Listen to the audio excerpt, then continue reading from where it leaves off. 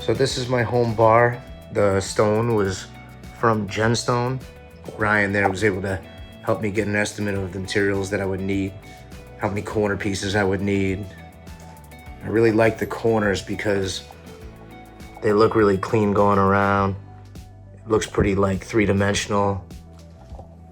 Then when we get to the other side, I decided to just have it stop here. But if you use a razor knife, you can kind of make it still look edgy like stone. And it comes with a paint kit that you can try to match the colors. And I ended up having enough for the cutoffs to kind of piece together some scraps to do this area, so that was nice. And we added a switch for some LEDs that can go under.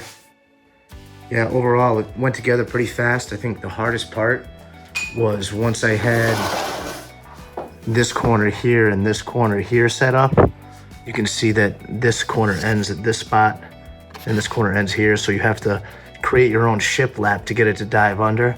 The first one was a little bit tricky. I think the key was trying to find pieces that were full, so you didn't have any small blocks that were close to where you were coming into another piece.